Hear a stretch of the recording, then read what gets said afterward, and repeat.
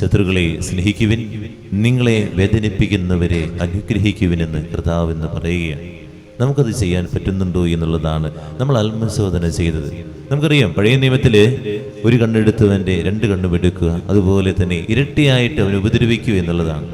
നമ്മളും ഇപ്പോൾ പഴയ നിയമത്തിൽ തന്നെ ജീവിക്കുന്നവർ തന്നെയാണ്. ആരെങ്കിലും നമ്മൾ തോണ്ടിക്കഴിഞ്ഞാൽ കാത്തിരിക്കായിരിക്കും. തക്കം നോക്കി കാത്തിരിക്കുന്ന വ്യക്തികളാണ് നമ്മൾ, അവനെ ഒന്ന് വീഴ്ത്താൻ വേണ്ടി. പുതിയ നിയമം വന്നത് നമ്മൾ ആരും അറിഞ്ഞില്ല. നമ്മൾ പുതിയ നിയമം വായിക്കുന്നുണ്ടെന്നുള്ളതാണ്, പക്ഷെ വന്ന കാര്യം ആരും അറിഞ്ഞില്ല എന്നുള്ളതാണ്.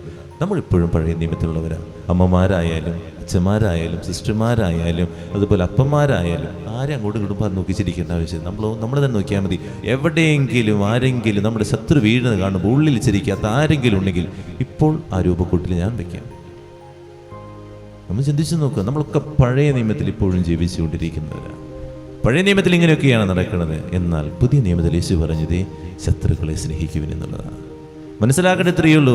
ക്ഷമ എന്ന് പറയുന്നത് ഭീരുത്വമല്ല, ധൈര്യമുള്ളവന്റെ ആയുധമാണ്. അതാണ് നമ്മൾ മനസ്സിലാക്കുന്നത്. നമ്മളൊക്കെ ചിന്തിക്കുന്നത് ക്ഷമിച്ചു കഴിഞ്ഞാൽ അല്ലെങ്കിൽ ആരുടെയെങ്കിലും മുമ്പിലും നാണം കിട്ടിക്കഴിഞ്ഞാൽ നമ്മൾ കഴിഞ്ഞു എന്നുള്ളതാണ്. മറ്റുള്ളവർ അയ്യോ ഒന്നും പറഞ്ഞില്ലല്ലോ, അവന് വാക്കില്ലല്ലോ എന്ന് പറഞ്ഞ്, അത് ഭീരുത്വം എന്നല്ല കേട്ടോ, ധൈര്യമുള്ളവന് ചെയ്യാൻ പറ്റുന്നൊരു കാര്യമാണ്. ഭർത്താവിന്റെ മുമ്പിൽ ഭർത്താവ് ഇങ്ങനെ നിന്ന് തെറി പറയുന്ന സമയത്ത് ഭാര്യ ഒന്നും മിണ്ടാൻ നിൽക്കുന്നെങ്കിൽ, അല്ലെങ്കിൽ ഭാര്യ എപ്പോഴും ഇങ്ങനെ കുറ്റം പറഞ്ഞുകൊണ്ടിരിക്കുമ്പോൾ ഭർത്താവ് ശാന്തമാകുന്നുവെങ്കിൽ അത് അവന്റെ ധൈര്യമുള്ളത് കൊണ്ടാണ്. എൻ്റെ കുടുംബത്തിൽ സമാധാനം വേണം, ആ സമാധാനം ഉണ്ടാകാൻ വേണ്ടി ഞാൻ ഒന്ന് ശാന്തമാകുന്നു. നമുക്കറിയാലോ, ഒരു വലിയ വണ്ടി ഫ്രണ്ടിൽ കൂടെ പോകുന്നു, നമ്മൾ പുറകിൽ കൂടെ വരികയാണ്, നമ്മൾ എന്താ ചെയ്തു കൂട്ടാ? ഇങ്ങനെ കീയടിച്ചടിച്ചടിച്ചടിച്ചടിച്ചടിച്ച് അവന് ഭ്രാന്ത് പിടിക്കും.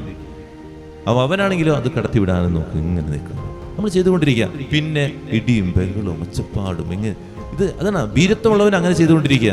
നമ്മുടെ ഒക്കെ ജീവിതത്തിൽ നമ്മൾ ചെയ്തുകൊണ്ടിരിക്കുക. ഇത് ഭീരുത്വം വരുമ്പോൾ നമ്മൾ ചൂടാകുന്നു, മറ്റുള്ളവനെ വേദനിപ്പിക്കുന്നു, മറ്റുള്ളവനെ അധിക്ഷേപിക്കുന്നു, അവൻ അടിച്ചിരുത്താൻ വേണ്ടി നോക്കുകയാണ്.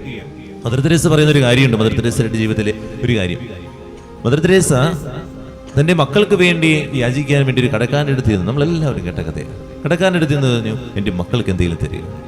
കടക്കാരൻ കാർക്കിച്ച് ആ കയ്യിലേക്ക് തുപ്പി എന്ന് പറയാം. അപ്പോൾ മദർ തെരേസ പറയുന്നൊരു വചനമുണ്ട്, ഇങ്ങനെയാ, ദേ എനിക്കുള്ളത് എനിക്ക് തന്നു, ഇനി എൻ്റെ മക്കൾക്കുള്ളത് തരിക, മക്കൾക്കുള്ളത് തരിക. ഇതാണ് ധൈര്യം എന്ന് പറയുന്നത്. മദർ തെരേസയ്ക്ക് വേണമെങ്കിൽ ചൂടാകാനും, മദർ തെരേസയ്ക്ക് വേണമെങ്കിൽ തിരിച്ചു പറയാമായിരുന്നു. മദർ തെരേസ ഒന്നും പറഞ്ഞില്ല. മദർ തെരേസ എന്താ, എനിക്കുള്ളത് കിട്ടി, ഇനി എൻ്റെ മക്കൾക്കുള്ളത് തരിക. ആ കച്ചവടക്കാരൻ മാനസാന്തരപ്പെട്ട് കുറേ കാര്യങ്ങൾ ആ മക്കൾക്ക് നൽകി എന്നുള്ളതാണ് പറയുന്നത്. ഇതുപോലെ നമ്മുടെയൊക്കെ ജീവിതത്തിൽ ഭീരുവാകാനല്ല, ധൈര്യമുള്ളവനായിട്ട് മാറാൻ നാം കർത്താവ് ക്ഷണിക്കുക. പഴയ നിയമത്തിൽ ജീവിക്കാനല്ല, പുതിയ നിയമത്തിലെ യേശു പഠിപ്പിച്ച പാഠം ജീവിക്കാനാണ് നമ്മളെ വിളിച്ചിരിക്കുന്നത്.